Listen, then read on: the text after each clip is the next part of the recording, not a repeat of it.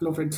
So last session में हमने discuss किया था कि वाई आप ट्रेडिंग क्यों करना चाहते हो, मतलब पैसे के लिए, पैशन के लिए, करियर के लिए। और हमने जिम सेमंस के बारे में भी बात की थी, जिन्होंने 40 साल की उम्र में अपनी ट्रेडिंग का करियर स्टार्ट किया था और 8 साल तक तो वो जूझते रहे थे, कभी प्रॉफिट कभी लॉस, और 8 साल बाद वो प्रॉफिटेबल हुए थे। नेट वर्थ उनकी 31.4 बिलियन। और जिन्होंने धूप और बादल के बेस पे पूरा एनालिसिस स्टार्ट किया था। Now our next topic is stock market basic. जब तक आप लोगों को ये नहीं पता लगेगा स्टॉक मार्केट काम कैसे करती है, आप ट्रेडिंग कर ही नहीं पाओगे, इन्वेस्टमेंट कर ही नहीं पाओगे। मेरे केस में मैंने बहुत लॉस लिए, तो मैं भी एक नया ट्रेडर कह लो, इन्वेस्टर कह लो, मार्केट के अंदर कूदा था। जैसे ही सुबह मार्केट खुली 9:15 बजे, मैं एकदम पोजीशन ले लेता था, तो मैं बायर था। और बाय किया और मैं बैठ जाता था अपनी स्क्रीन सामने खोल के, और मेरे हाथ पैर ऐसे कांपते थे कि नहीं नहीं, आगे जाए, ऊपर जाए, ऊपर जाए, ऊपर जाए, ऊपर जाए। एक लॉट लिया 5,000 का। मेरा टारगेट होता था 15,000 से स्टार्ट होता था, फिर 10 पे, फिर 5 पे, फिर 2 ही बन जाए, फिर 1,000 बन जाए, और वो माइनस में 500 या 1,000 या 2,000 लेके, और कभी कभी तो 5,000 लेके चला जाता था। मार्केट अनप्रिडिक्टेबल बिहेवियर करती है। जब तक आप उसे समझोगे नहीं, कुछ नहीं होने वाला।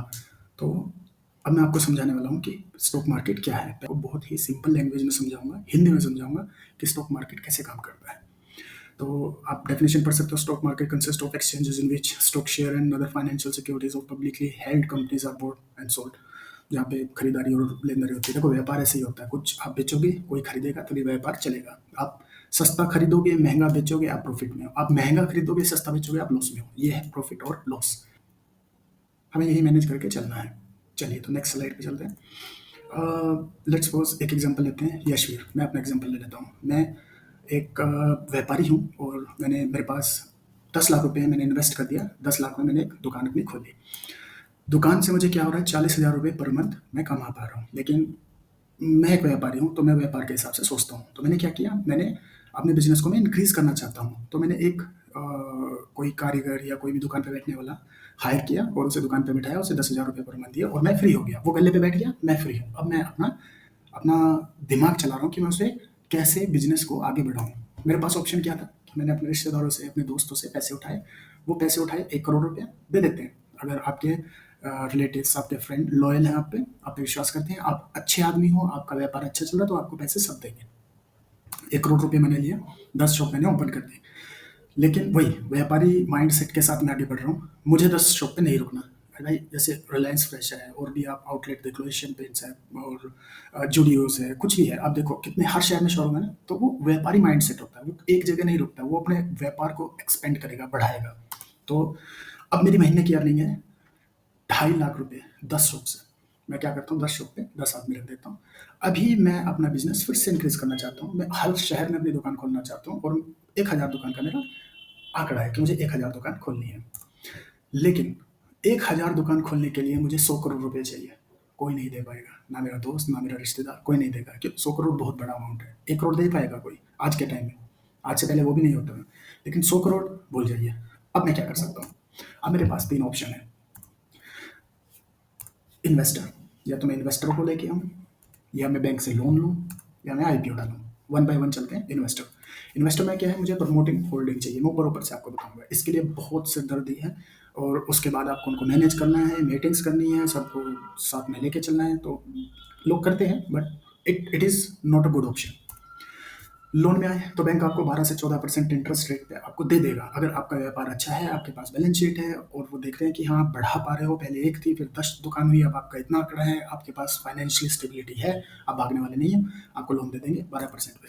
50 लाख रुपए ईएमआई पर मंथ वो आपसे लेंगे। बहुत रिस्की है। क्यों? क्योंकि आप एक व्यापारी माइंडसेट के हैं।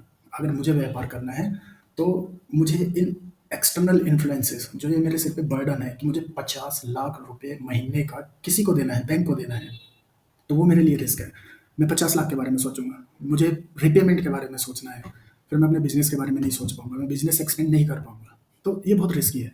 अच्छा, लेट्स सपोज अभी कोरोना आया था। कोरोना में क्या हुआ, लोगों का व्यापार बंद हो गया, दुकानें बंद हुई। तो जिन्होंने लोन लिया हुआ था, उन्हें 3 महीने का टाइम दिया, माफ़ नहीं हुआ। लेकिन जो बैंक के कर्मचारी है, वो सिर पे आके खड़े हो गए, हमें पैसे दो, नहीं तो दुकान दे दो। तो ये बहुत रिस्की है, इसमें इसमें बहुत हेडेक है। अभी चलते हैं आईपीओ। बहुत रूल एंड रेगुलेशंस हैं। सेबी हैंडल करता है पूरी मार्केट को। उनको बैलेंस शीट चाहिए, वो प्रॉफिटेबल होनी चाहिए, रिलेटेड डॉक्यूमेंट चाहिए, प्रमोटर्स होल्डिंग चाहिए, आपका व्यापार कितने साल से आप कर रहे हो वो चाहिए, आपका कितना रेवेन्यू जनरेट कर रहे हो आप उससे वो चाहिए, आपका फ्यूचर प्लान क्या है वो चाहिए, वो आपको देने होंगे।